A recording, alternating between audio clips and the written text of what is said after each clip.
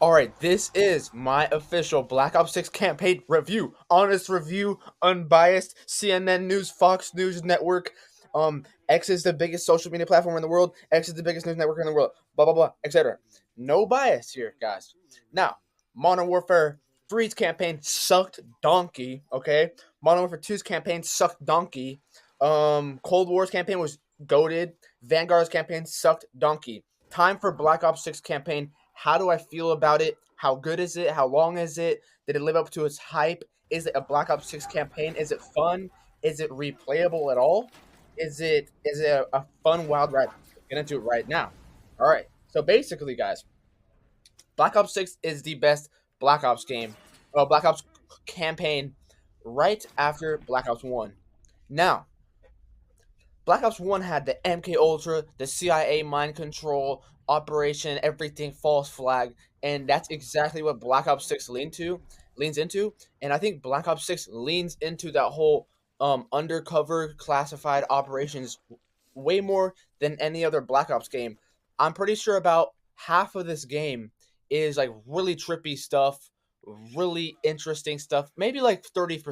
30% of this game is really trippy, really trippy stuff. Like this mission right here that you guys are watching is by far my favorite mission of all time. Now, guys, there are no spoilers. Actually, no, there is spoilers. Fuck that. We're doing spoilers, okay? So don't watch this if you don't want to get spoiled about the Black Ops 6 campaign. But this is the best mission right here. You're going into this lab in Kentucky, and you're basically trying to find the cradle, which is the bioweapon that everyone's trying to use. And at first, the bioweapon was made for, you know, just soldiers, just a chemical soldier weapon, whatever, kill a bunch of people. But then they're like, oh, you know what? We can actually make super soldiers out of it, and it gets so trippy. And I will admit, the first mission of Black Ops 6, I was kind of like, oh man, it's the same old, same old. We're going to Kuwait. We're going to find some Arab guy or whatever, and we kill him. He just basically Adler comes out of nowhere and kills him. Boom, that's how the game kicks off. And the whole game is basically the advertisement. Everything has been around Adler and how he's betraying the CIA and they're on a hunt for him and all that stuff. And I was super excited to get into that. First mission was all right, and then I start playing and playing more. And then once you get to that mission with the Clinton rally, Bill Clinton's rally, I was like, this is so damn fun. I mean, instead of just running and shooting through the level like every other Call of Duty campaign feels like, this one you could do everything your own way. There's like little secret things you have to do, all these fun little moments and scenes. It's just so damn fun. It is the most fun Call of Duty campaign I've ever played. Seriously, it is. There's so much stuff to do. And the safe house, of course, you get to build your own weapons, build your own arsenal, equipment, and everything like that. I wasn't really into that. I don't really care about what weapons I was using. The Black Ops 3 campaign was more fun with that. But this one still does a good job with it. I just don't really care about what weapons I'm using. I just pick up a gun and shoot. Right? But you have that option. And basically, the whole story is about how Adler's missing. Where did he go after Cold War? We need to find Adler. He betrayed the CIA. He's working against the CIA. We find him, and then he's like, no, you guys got it all wrong. The CIA is betraying us. The CIA is doing this and that and the third.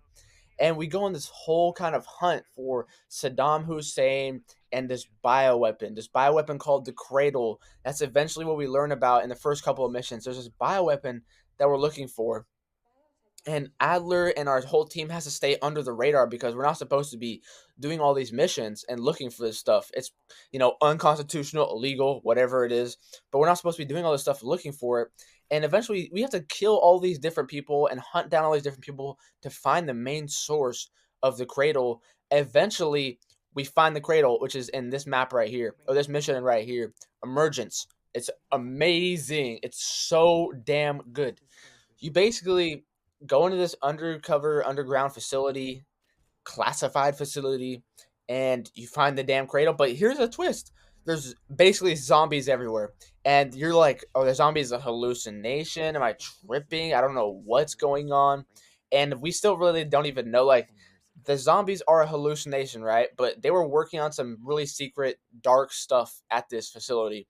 With these zombie soldiers, and then some of it's hallucinations, some of it's not. It's so damn good, and I applaud Raven for doing this. This is my favorite campaign because it's so creative, right? All the Call of Duty campaigns are military, shoot this, shoot that, shoot this, shoot that, shoot this, shoot that. But this one, you have boss fights, you have different kind of soldiers, you have every kind of mission under the sun. You have stealth missions, you have shooting, running around missions, you have zombie missions, you have trippy CIA mind control missions. You have every kind of mission in this game, and it's constantly throwing you a curveball, and you're constantly having fun. Now, people are complaining about this mission, not a lot, but the minority is complaining about this mission. I feel like, what like, this is so scary. It's scary. I can't play this. I don't want to play scariness in Call of Duty.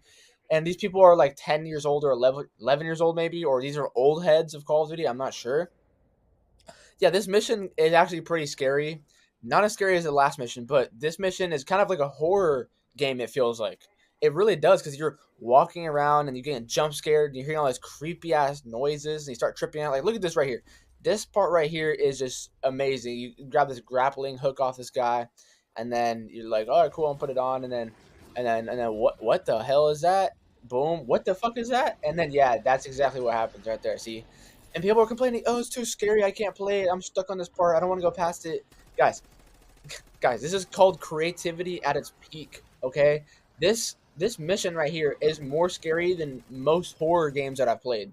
I'm not even joking. It's just the ambience, the creativity, and everything. It's so damn good. It's like there's no way you can hate it. There's just no way you can hate it. Raven Software really leaned into out of the box ideas in this campaign, and I applaud them for that. I applaud them so hard for that. This game took about 9 hours to complete. I think maybe 10 hours. I don't know. I was playing this campaign for a long ass time, but when I finally got done with it, I was like, I need more. I need more. I was just instantly thinking like, I need more. Like more. I need more of this. I need more of this. You go to Bill Clinton's rally, you go to a casino, and you have to pick cards to play as, and then you cheat in a casino game, and the guy gets mad, and you spill drinks on him. And oh, it's so good. The characters are amazing. Adler is amazing. One gripe, one con that I will have to say about this game is Woods is not Woods in this game. Just like Cold War, Woods and Mason didn't feel like Woods and Mason from Black Ops 1 or Black Ops 2.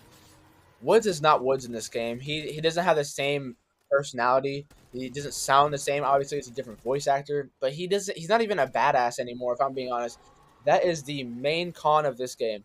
Woods is not a badass in this game. He is not a fun character to see or talk to. And if people say he is, I get it. You know, they're probably newer to Call of Duty. They probably didn't play Black Ops 1, Black Ops 2. He's just not that fun to talk to in this game. I really don't give a damn about Woods. I was talking to like everybody besides Woods, because Woods just has the most like bad writing. I don't know. I think he really does have the worst writing in this game, and the worst voice acting in this game, because it's this guy who's trying to sound like the old Woods. He's like, go give me a soda or some shit like that, and it's really cringy when you played the first Black Ops and you know how badass the first Black Ops Woods was, and then you hear this one talking and the things he says.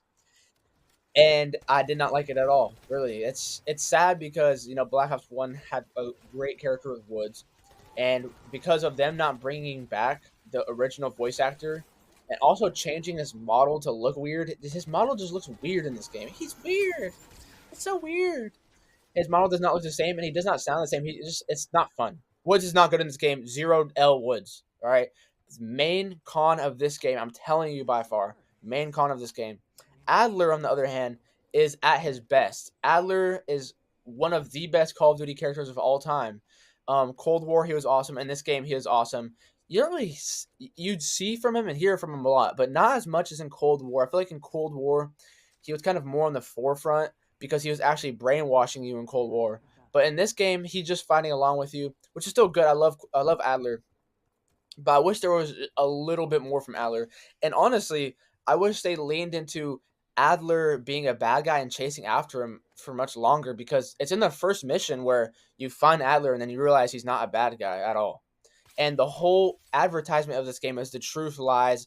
Adler's on the run. Adler's a devil. Blah blah blah. In the first mission, you find him and you realize he's not any of that. And it kind of like took some wind out of me, because I wanted to go like at least 5 or 6 missions and then finally find Adler and then find out he's not a bad guy. I mean, he could have been an awesome, awesome antagonist in this game. He could have been an amazing antagonist, but he is not the antagonist of this game, as the advertisements led us to believe.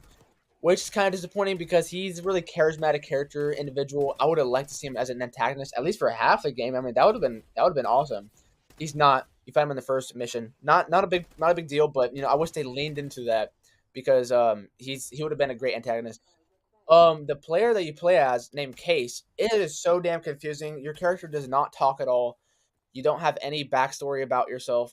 They call you Case One in this mission, as in like you were the first person tested on with the cradle. That's why you're called Case One. He's like, "Hello, Case One," and that's why your name is Case. And it's just this whole thing about you being like a little dog whistle. You're like a little, CIA mind control brainwashed soldier, basically. Same thing as Cold War. That's basically the same premise, but you don't talk at all in this game. You don't really get to know about yourself at all in this game, and I don't really like that much. I wish I could play as someone important. Like Black Ops One, play as Mason. Black Ops Two, you play as David. David Mason. Yeah, you play as him, David Mason's son. This game, it's just like you don't really know who you are. You're not even talking most of the time. You get to choose some of your dialogue, but you don't even get to say it out loud. And then sometimes if you choose the dialogue that you want, no matter what you say, it's the same thing. But this part right here is awesome. Look at this. Like this is so trippy, dude. Like they got like what even is that in that little ball underwater? Because this is what the CIA was really doing. The CIA was actually doing crazy shit like this. If you look into declassified documents about the CIA, 1960s, 70s, 80s, you're gonna find crazy stuff like this. They were doing MK Ultra brainwash. This stuff is all real. Look into it, by the way. But anyways, let's slow it down for a second. Some people say that this mission slowed the game down, slowed the pace down. They are completely wrong. Okay, this game helped the narrative and helped the fun, helped the aspects of it. And let's go to the final mission. Let's talk about the final mission because that is one of most people's least favorite missions, but a lot of people's favorite. It's kind of split half and half, I think, from all the stuff that I've seen. The final mission, you play as the main antagonist, and the main antagonist is actually one of the people on your team. This girl named Harlow, whatever her name is. It's just weird because she kind of comes in and out of the story. She's not really important in the story at all until the last mission. And then in the last mission, you take her captive at your safe house, and the enemy faction called the Pantheon is on the way to come and attack you and come and steal whatever her name. Harlow. Hold on, give me 1 second. They're on her way to come steal Harlow because they need her for whatever reasons. I don't know, because she's gonna dog whistle the whole operation. So, anyways, you start brainwashing Harlow. Adler gives her the sedative, the same thing that he gave Bell in Cold War, and she goes into this mind trip, this mind fuck, basically, where this is actually the scariest mission in Call of Duty. Is the last mission where you have to like go find all these pieces of this mirror to bring the mirror back to life to see everything, and it's so amazing. It's so trippy. I'm not gonna get into it fully, but I did love the last mission. It really was creepy. I was playing at 3 in the morning, and I was like, "Damn, dude, I don't know if I could do this," but I went through it, and eventually, she wakes up out of her weird mind trip, and she tells you the things that you need to know. But then she turns on you, and you basically have to chase her down and kill her. And this is the part where your main character gets infected by the cradle, the weapon, the biological weapon, and then he kills her. And it's such a weird like cliffhanger because they're like, Harlow's dead, but the Pantheon is still at large. They're still planning to do this and that. And you basically see this little clip of this guy typing on a computer. They're like, there's still one more mole in the CIA, blah, blah, blah. And you see this one guy. No one knows who this guy is. But it's a weird cliffhanger. The cliffhanger could have did fuck me in that. The cliffhanger could have been done better, but it was still a good ending, I think. It was still a really good ending. And the whole campaign is so fun from beginning to end. There's not one dull moment. I'm telling you, there's not one dull moment. You're constantly getting your endorphins and your dopamine skyrocketed through the roof, and you're being scared, and you're having fun, and you're trying to be sneaky and stealthy, and you're seeing literally Bill Clinton's in the campaign. They're seeing like real life presidents, politicians, history. It's so interesting. And up till that last mission, it's just a whole fun joyride of just creativity at its finest. Creativity at its peak. Raven did an amazing job, and I will forever commend them for having the balls to do something like this because they know that people love the Black Ops Declassified, Dark Ops stuff, and they leaned fully into that with this game. And I'm hoping that for the next Black Ops they do this again on a grand. I hope they just keep doing this stuff because yeah, we like military shooters. That's what Call of Duty is.